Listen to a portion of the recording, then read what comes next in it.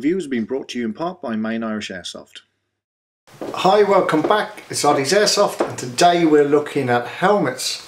As you can see, I'm wearing one.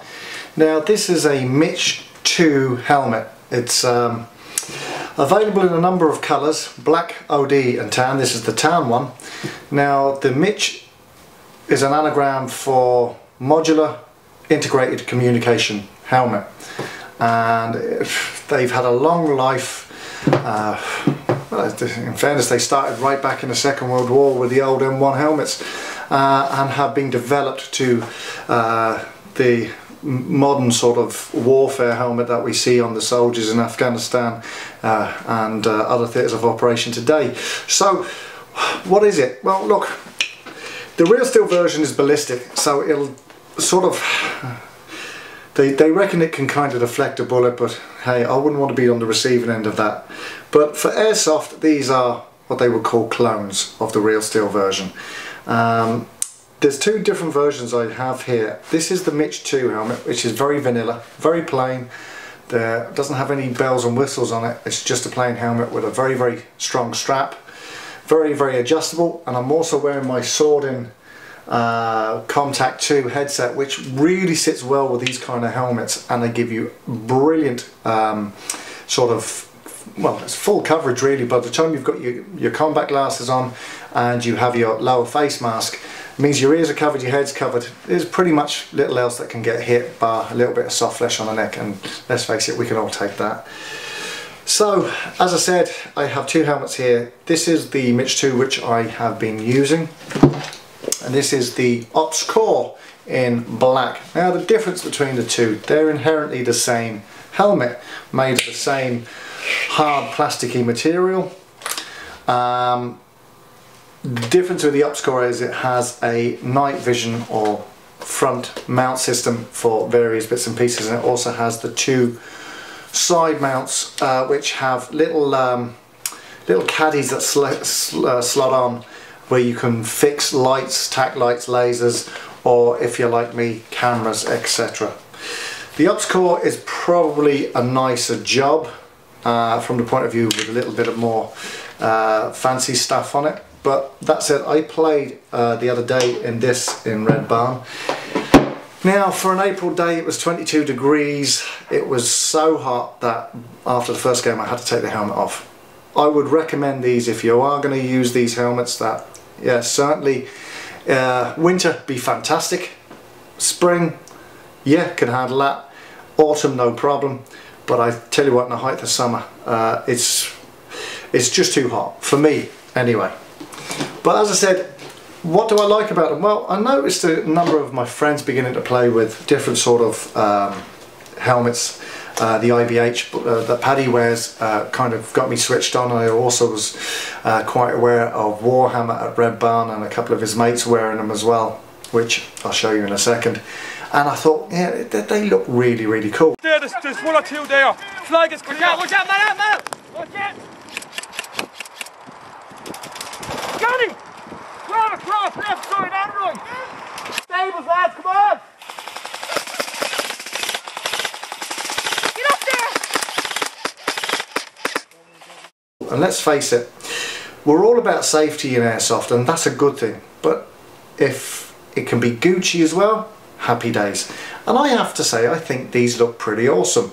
Once you've got your full vest on and your full gear and your gloves and all your bits and pieces, these really do finish off and make it look very hardcore. These are completely, how do we say? They are very, very comfortable. I have to say, I had no problem wearing it. At no time did it feel sort of tiring on the neck, which with my World War II helmet does.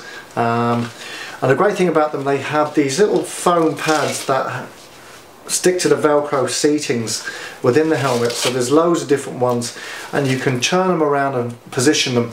Like, for instance, because I'm wearing this helmet, I've taken out the whole middle rim to allow the headset push up and sit down and make this sit properly, otherwise it rises just a little bit too high. So it's really cool like that, and with the padding it really does give it a nice bit of comfortability with it. So there's not really much more you can say about a helmet. Are they practical from a safety point of view? Well, do you know what? I actually think they are. Yes, we wear them because modern warfare soldiers are wearing similar designed helmets, and so we as airsofters like to mimic our heroes and our loadouts that we tend to gravitate towards. So we'll wear these anyway. But will they actually help you from a safety aspect? Well, do you know what? Thankfully at this stage of a number of years playing airsoft, I've not really seen any major accidents, but I've seen a couple of collisions take place. One was my mate Paul, who wears all the World War II gear, and he was wearing his Fallschirmjäger helmet. And I'm not going to lie to you, if he hadn't been wearing that helmet, he would have knocked himself clean out, because he took a nosedive over a ledge into a deflate or knoll, and he misjudged it, tripped, went head first, and was actually suspended 6 feet in the air like Superman until he crash landed head first into a bunch of granite rocks. If he hadn't been wearing his helmet, I wouldn't have laughed as much as I did. Thankfully he was wearing his helmet, and it gave me free rein to absolutely fall about the place laughing, because it was seriously the funniest thing I've ever seen. But potentially it could have been quite a different story if it had gone wrong. Now, as I said, if he hadn't been wearing a helmet, that guy was going to be at least unconscious.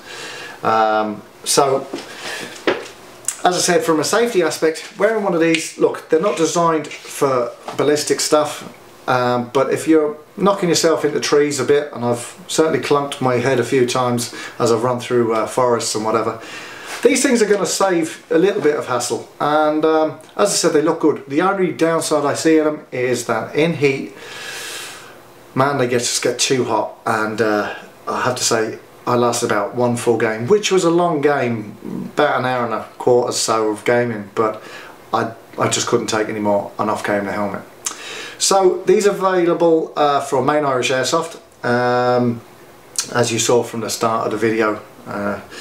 So they are, as I said, available in black, OD and green. The OPSCORE is slightly more expensive than the very vanilla MICH 2. Out of the two of them, I think I prefer the OPSCORE, purely because it looks a little bit more interesting with the side rails and the front mount.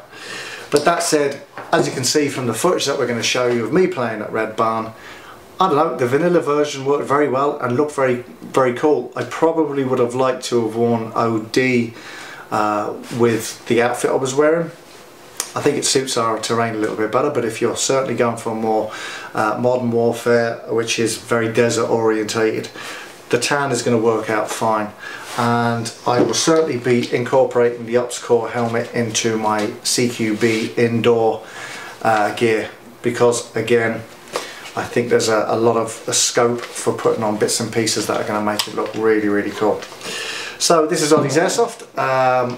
Have a look at the MICH 2 helmets and the OPSCORE helmets at Main Irish Airsoft. Certainly worth a look, and we'll talk to you soon. Ollie's Airsoft out.